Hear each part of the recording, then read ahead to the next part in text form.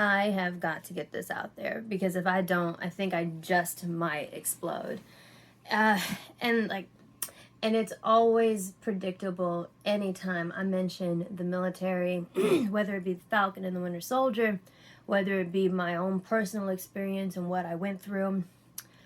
But it is one of the reasons why it makes me scared to talk about the military at all, because it never fails that there are people out there who bombard with comments or whatever, and they're like, boo hoo, too bad. You knew what you were signing up for when you joined the military.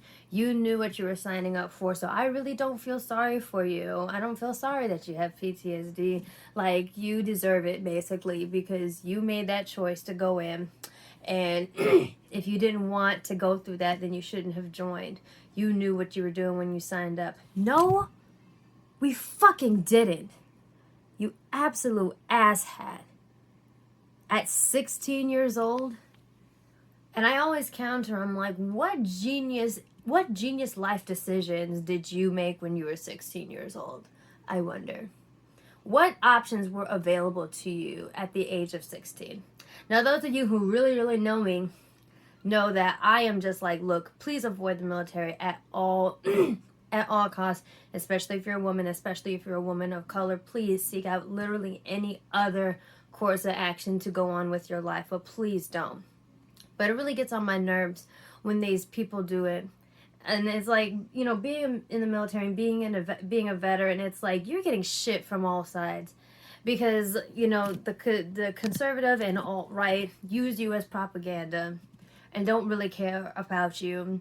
And then the far right liberal will tear you down, you personally, because you being a veteran represents some of the things that we don't really like that much about America, but don't even think about what goes into somebody's decision to join the military.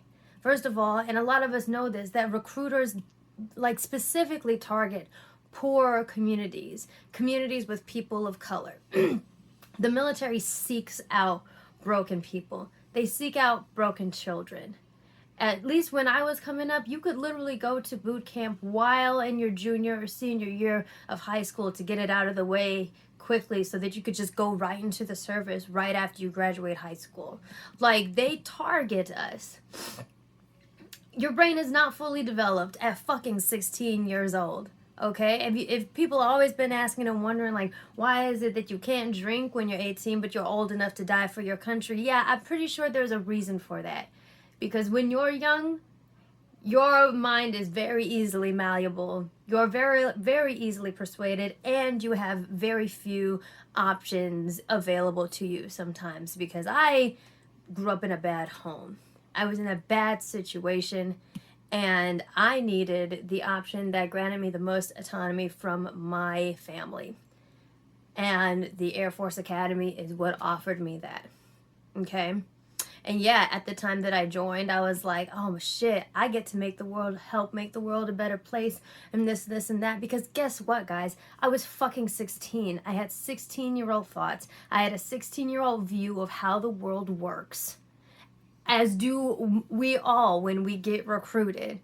And then and then we go through it. Of course, why the fuck would the recruiter tell you? Why the fuck would a recruiter sit you down and be like, it's so great that you want to join the Air Force. I have to let you know, though, because you're a woman of color, you're going to face a lot of discrimination, both outright and, you know, very nuanced. And just as a woman, there is a huge chance that you will be sexually harassed or sexually assaulted. Oh, also, the military won't do anything about it because they really don't care about you.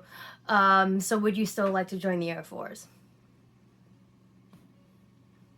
Like what? Where is the fucking logic in that goddamn comment?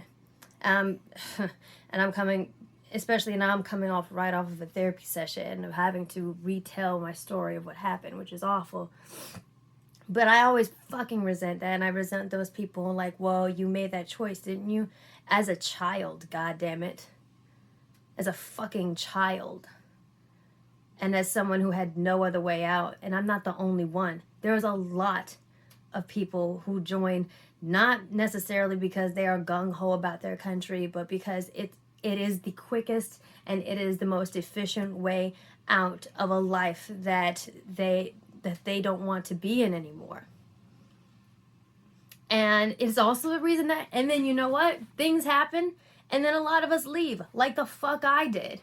I got older. I got into my 20s. I got some critical thinking. I'm like, yeah, no, the U.S. military is not what I thought it was about when I was 16. Fuck this. I don't believe in this anymore. So I'm gonna leave when I can. But here's the thing, motherfuckers. The military isn't like a job where you can just walk away from. That you can just like, well, I don't like this anymore, so I quit. That's not how it works, okay? You sign a contract and they fucking own your ass. They own you as government property. These are things that are not told to people when they are signing up. And so if you just decide to walk out of work one day because you just don't like it, guess what? You can be arrested. Okay? You can be arrested. Maybe you guys didn't know that, but that is the reality of how it is. For a lot of us, by the time we figure out what exactly we got into, it's too fucking late. It's too late, and all we have to do is wait out our time and wait out when it's safe to get the fuck out. But this fucking victim blaming of you knew what the fuck you were getting into when you joined, no, I reject that. That is the most self-righteous shit I have ever heard. No, you don't know what you're getting into. Nobody knows what they're getting into when they try something new. You know? Like, how can you possibly be prepared for that? How can you possibly? Like, yeah, you, like, in my case, yeah, you sign up for the military and you expect that I might have to die for my country. At 16, you make this decision. You don't think that, and people are like, yeah, I could get PTSD from that. You never think that you can get PTSD from being harassed, from being threatened, from all sorts of things. No one can see that coming. The plethora of other shitty things that happen in the military, nobody can see it coming. It completely blindsides all of us, even if you've heard stories about it. And likely at the age of 16 or 17, when you're making these decisions, you haven't heard these stories. All you've heard is and seen is like just a lot of military propaganda via movies, via ads, via whatever. The military targets broken children. They target broken people with broken homes that need somewhere to belong and they need a purpose to live.